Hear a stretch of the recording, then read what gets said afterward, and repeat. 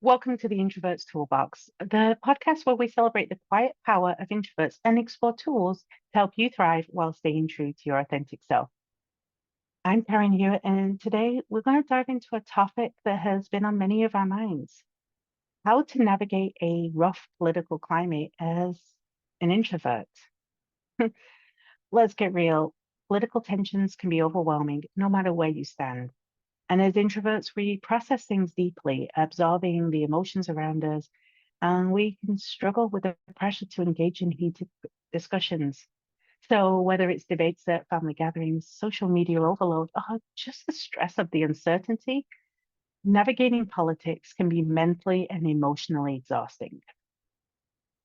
So, in today's episode, we're going to talk about how to set your boundaries around those political conversations, how to stay informed without feeling emotionally drained, an introvert's guide to advocacy without the burnout, managing relationships with people who have different political views, and ways to protect your mental and emotional energy in tense times. By the end of this episode, I hope to give you some basically practical tools to stay sane, protect your energy, and navigate political stress in a way that works for you. Let's start with why politics can feel very overwhelming for introverts. First, we process so deeply. Unlike extroverts who may discuss, they may debate and move on quickly, introverts have a tendency to reflect on issues for a very long time. And this can make political topics feel mentally exhausting. We absorb emotions. Many introverts are highly empathic or highly sensitive people, meaning we don't just hear that political news, we feel it. The anger, the fear, the frustration in the world can easily seep into our own energy. We dislike conflict. Heated political debates can feel overwhelming, especially when they involve loud voices, interruptions, and emotional intensity. There's a lot of social pressure to engage, whether it's pressure to speak up on social media, defend your views in conversations. Introverts can often feel caught between wanting to contribute and wanting to protect their peace. So here's the thing. You don't have to engage with political discourse in the same way everyone else does. You get to decide how and when to participate. So let's talk about setting boundaries. One of the biggest challenges introverts face is navigating unexpected or unwanted political conversations, whether that could be at work, family gatherings, or social settings. And here's how to handle them. First, we have a redirect method. If someone brings up politics and you don't want to engage, redirect the conversation smoothly. That's an interesting perspective. Speaking of news, did you hear about and bring up some neutral topic? Change the conversation completely. Or you can even say, I would rather not get into politics today, but I would love to hear what you've been up to. You can do the soft exit strategy. If conversation turns heated, give yourself permission to step away. I just need a break from all the political talk today. I'm here to relax and enjoy the company. Or, I can respect everyone's views, but I am going to bow out of this one. You do not owe anyone a debate. Your peace matters. On social media, political discussions can be draining, especially for introverts. So here's how to protect yourself. Limit doom scrolling. Set yourself a time limit for consuming political content. Curate your feed. Unfollow or mute accounts that create anxiety. Avoid comment wars. You do not have to engage in every debate. Sometimes silence can be pretty loud. It is important to stay informed, but how do you do it without feeling completely overwhelmed? Well, set up a news schedule. Don't check it all the time every day. Pick 1 or 2 times to catch up. It's going to prevent that news overload. Choose fact-based sources. Avoid sensationalized or fear-driven media. Stick to reputable sources that focus on facts over emotional triggers. I know personally, I have a couple of favorites. Um, I absolutely love Under the Desk News.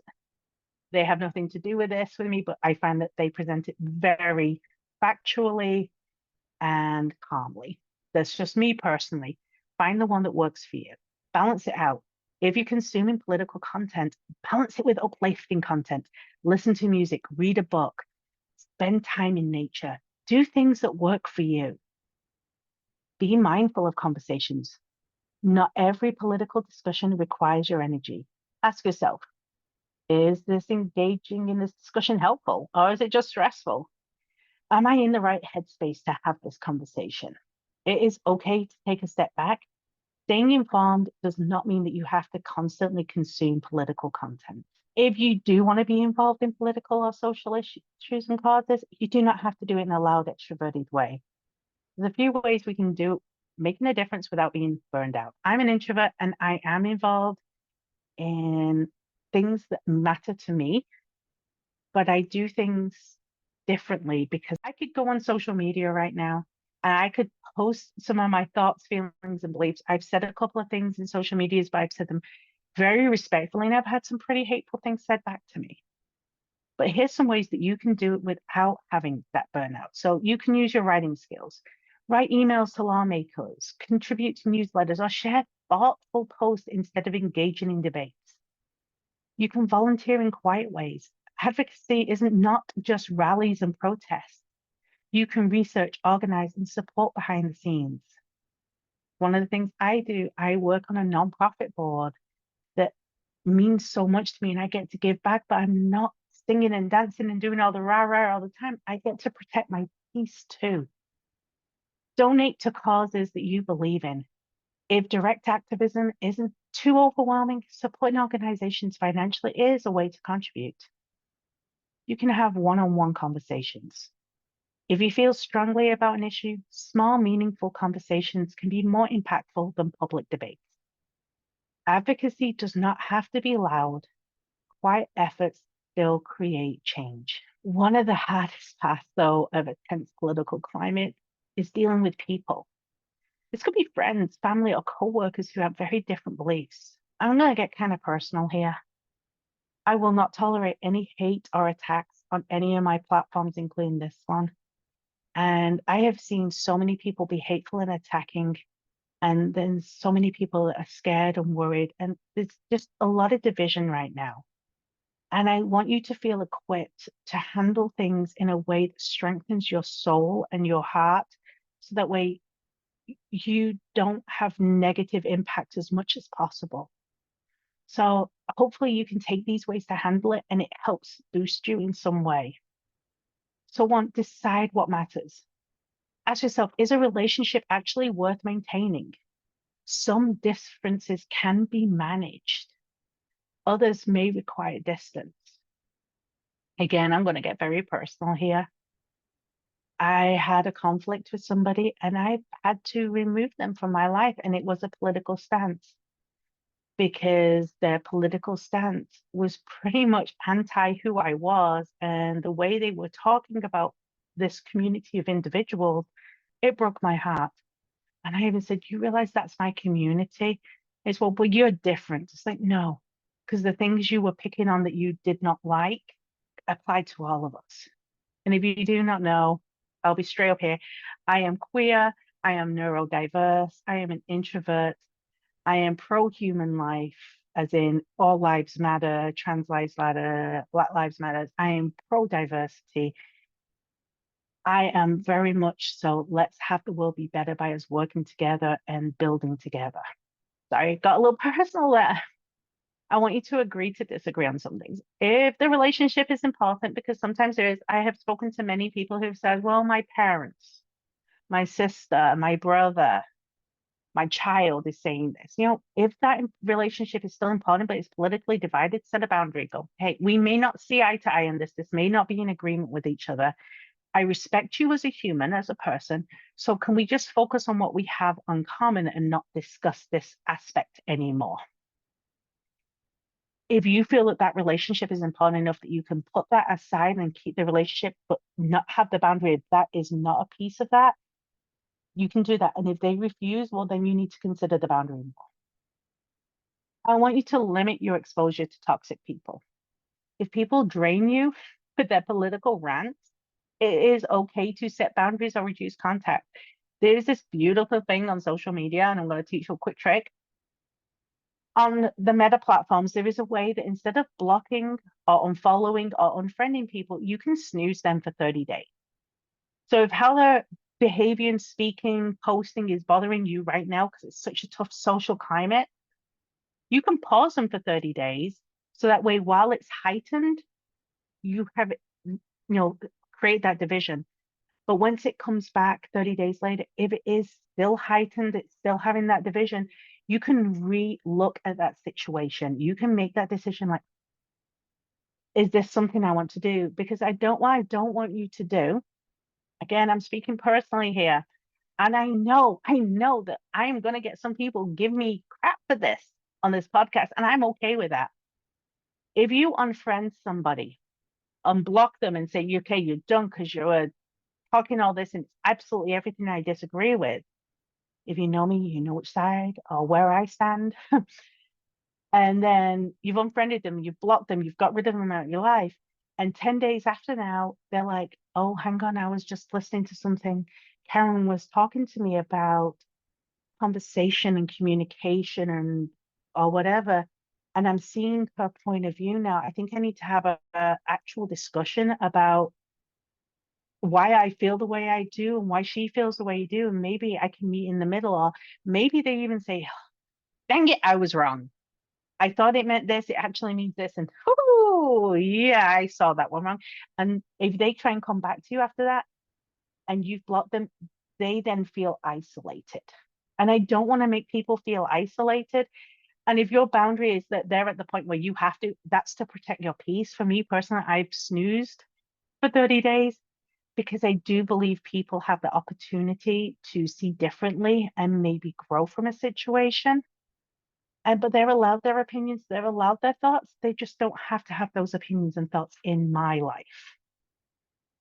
Lastly, I want you to protect your peace. Not every argument needs a response. You can disengage without guilt. And one of my favorites is they won't let me just walk away or say, hey, just not a conversation today. I go, I see what's important to you. I need to go and I'll talk to you later. And they're like, oh, well, wait. Because the reason I do that is because I've acknowledged that it is something that's important to them. It may not be the same thoughts as me, but it makes sense to make them think, why is she saying important to me and not important to everyone? Because a lot of the time, people who are on the far side of a political argument feel like their thoughts are the same as everyone else's. And that can actually cause a momentary thought to why is this being said? Navigating a tense political climate is hard. It really is.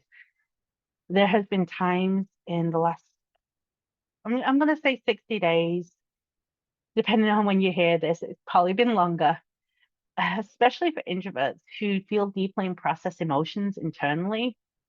And I have felt so many emotions and so much stress and so much anguish. And I completely understand that you may have too. I do want you to remember something, and I've had to remind myself this. You do not have to engage in every political debate. You are allowed to set boundaries about what conversations you participate in. You can stay informed without sacrificing your mental health. Like I said, find a way to get the news in a balanced way that is good for you. We do need to know what is going on in the world, but it does not need to dictate every moment of our life. Your quiet voice still matters, even if you express your thoughts differently. I'm choosing to be a little louder about this today rather than my normal introverted self because the world does need both loud and voices and quiet thinkers. But this has caused so much division and so much stress.